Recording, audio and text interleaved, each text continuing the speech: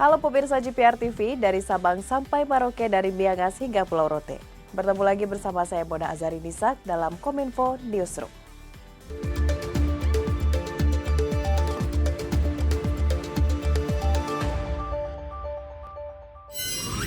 Pemirsa, sebagai bagian dari presidensi G20, Indonesia menggelar pertemuan pendahuluan B20 atau B20 Inception Meeting dengan semua delegasi anggota G20 di Jakarta pada 27 hingga 28 Januari 2022.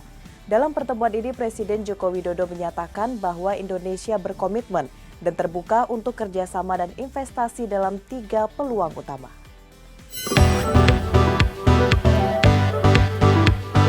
Dalam sambutannya pada peresmian pembukaan B20 Inception Meeting di Istana Bogor 27 Januari 2022, Presiden Joko Widodo menyebutkan ada 3 peluang utama yang harus dimanfaatkan oleh masyarakat Indonesia dalam pelaksanaan presidensi G20.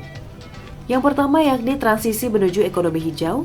Hal tersebut diungkapkan karena ekonomi hijau yang berkelanjutan merupakan tanggung jawab dan juga peluang yang besar. Potensi energi terbarukan harus diikuti oleh skenario dan peta jalan yang jelas. Selanjutnya, tren digital ekonomi yang semakin pesat terutama yang memiliki kontribusi langsung terhadap pemberdayaan UMKM. Terakhir, Presiden menyampaikan peluang yang harus dimanfaatkan adalah perbaikan arsitektur kesehatan global yang lebih responsif dalam menghadapi pandemi global. Indonesia dan G20 mengajak komunitas B20 untuk berkolaborasi, memobilisasi sumber daya untuk membiayai inovasi serta pemerataan produksi vaksin, obat-obatan, dan alat-alat kesehatan. Indonesia mendorong investasi di sektor kesehatan guna pemenuhan kebutuhan di dalam negeri. Pada tahun 2021, pengeluaran pemerintah pusat dan daerah untuk sektor kesehatan mencapai 34,77 miliar US dollar. Kita akan memprioritaskan pembelian farmasi dan alat-alat kesehatan yang diproduksi di dalam negeri. Prinsipnya kalau sudah bisa diproduksi di dalam negeri, anggaran pemerintah tidak akan membeli yang impor. Oleh karena itu kami juga mengundang investasi di sektor kesehatan di Indonesia yang sekaligus memperkuat sistem ketahanan kesehatan global. Informasi selanjutnya pemirsa, Kementerian Perdagangan telah menetapkan aturan baru terkait 3 harga eceran tertinggi untuk minyak goreng. Kebijakan ini akan diberlakukan mulai 1 Februari 2022.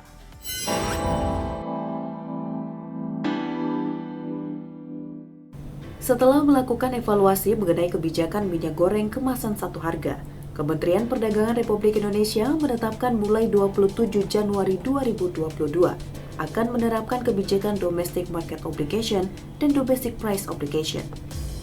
Mekanisme kebijakan Domestic Market Obligation atau kewajiban pasokan ke dalam negeri berlaku wajib untuk seluruh produsen minyak goreng yang akan melakukan ekspor.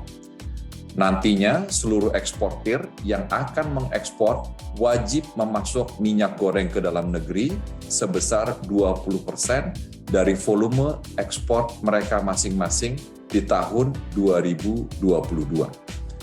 Kebutuhan minyak goreng nasional tahun ini adalah 5,7 juta kiloliter, yang terdiri dari kebutuhan rumah tangga dan kebutuhan industri.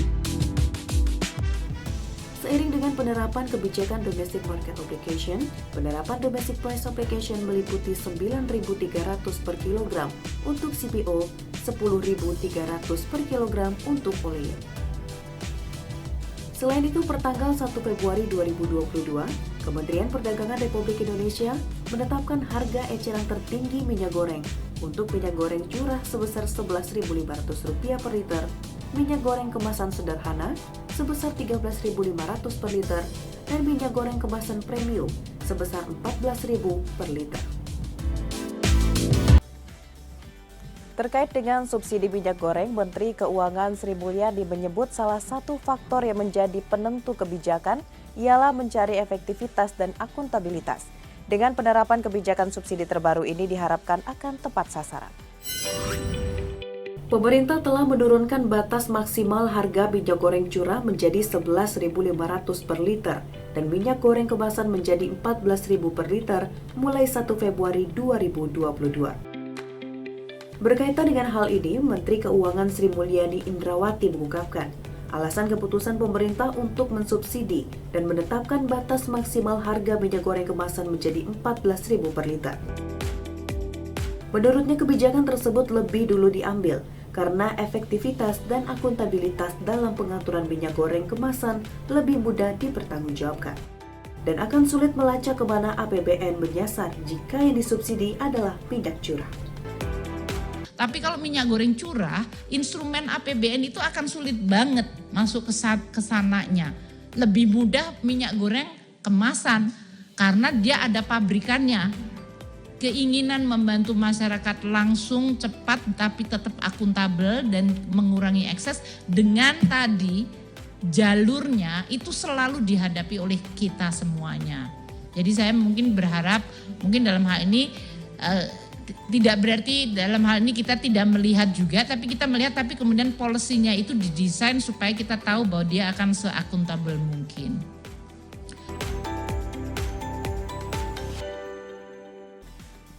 Di kesempatan yang sama, Sri Mulyani menyatakan pemerintah menargetkan defisit anggaran pendapatan belanja negara atau APBN tahun 2022 di angka 4,85% dari PDB.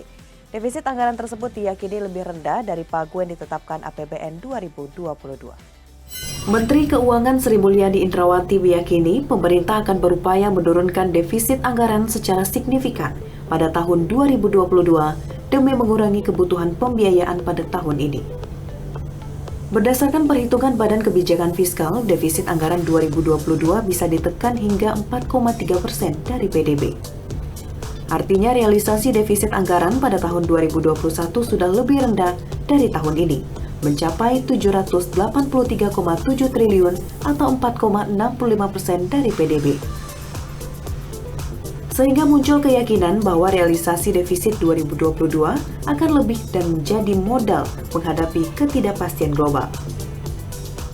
Bahwa defisit kita di 4,85% dari GDP. Ini lebih tinggi dari realisasi defisit 2021 yang sangat baik.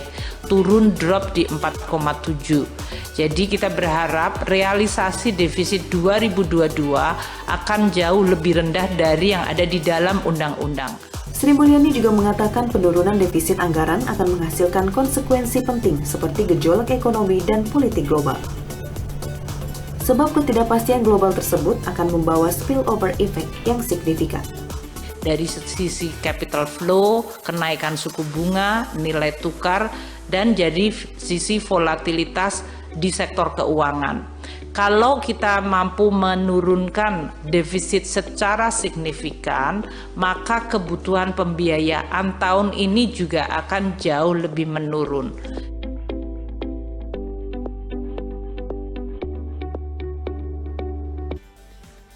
Menutup informasi terakhir, juru bicara Satgas COVID-19 mencatat adanya kenaikan kasus COVID-19 varian Omicron di Indonesia.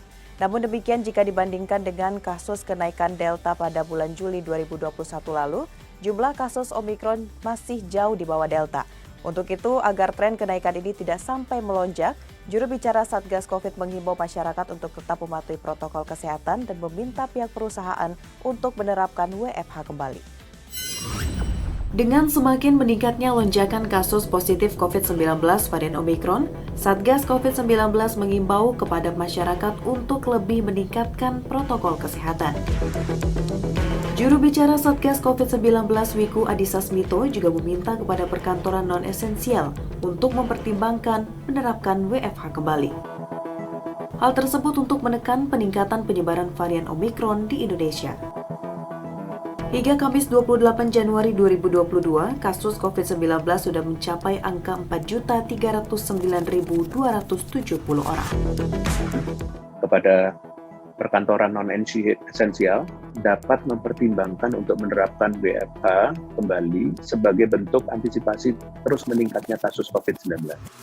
Pada masyarakat, penggunaan masker yang benar, pergi ke tempat kerumunan menjadi hal-hal kecil yang penting untuk ditahan untuk tidak pergi ke kerumunan menjadi hal yang penting untuk membantu agar kasus segera turun.